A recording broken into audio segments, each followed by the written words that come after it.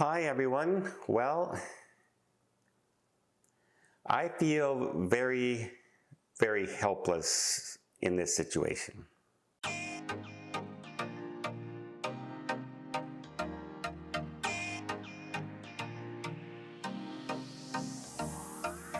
So if you remember, not too long ago, I went down to Universal Studios with some friends.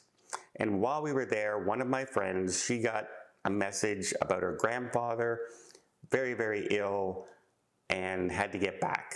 And so we changed her flights, and I was able to get earlier flights for her and fly her back home. And well, she's home now, obviously, and her grandfather is deteriorating. And to put it in perspective, her grandfather basically raised her. So picture grandfather is more the father figure than her actual father. And she's very, very close with her grandfather. She's not close with a lot of people in her family. She's very, very close with her grandfather. And so this is hitting her very, very hard. He has stage 4 now. It's progressed to such a point where chemo is no longer effective. There's no surgery available. It's in the brain. It's in the spine. It's past the point of modern medicine's any effect kind of thing, right? And since the time that we've talked, he's lost a lot of weight. Apparently he's down like 50 pounds from his normal weight. And the doctors are saying that he basically will probably be gone before the end of the month.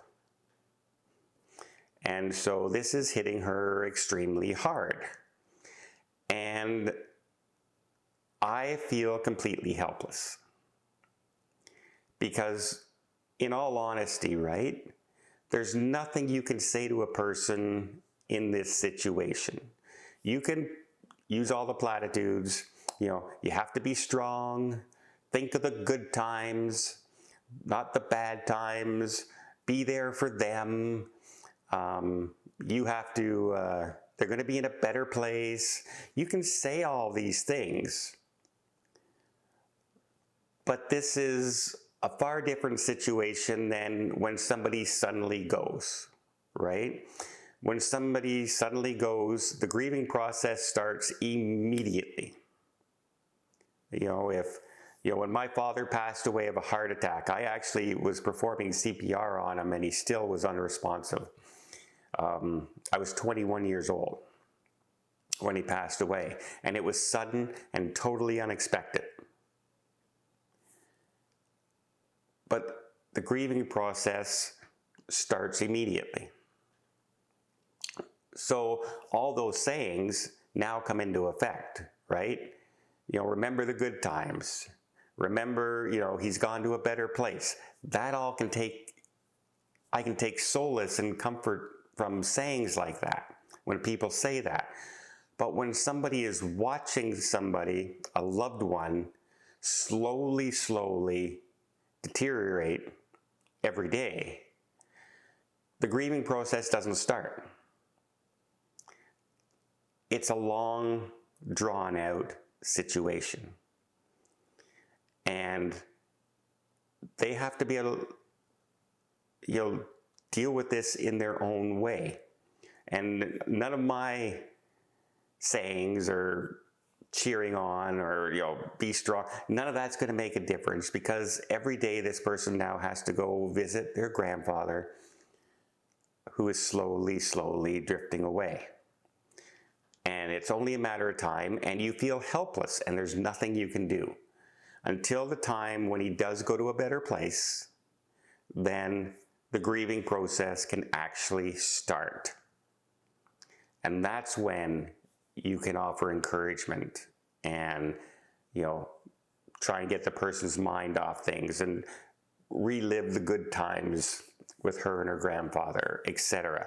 But right now, saying to somebody, hey, remember the good times, and then she has to go and watch somebody who can't stand up anymore and stuff like that, it almost feels harsh for me to say something like that.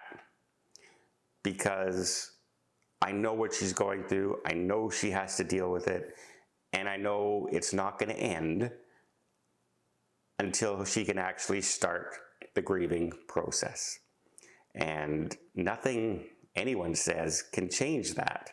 It's a part of life and death, etc. And wow, I really have never, ever feel more helpless than I do in this kind of situation. And that's kind of, yeah. I will continue to always be there for my friend. I will try and avoid just trying to say the cliches, even though I mean them, until a point where they can actually start that grieving process and start, the healing. Because until that happens, nothing I can say will make a difference.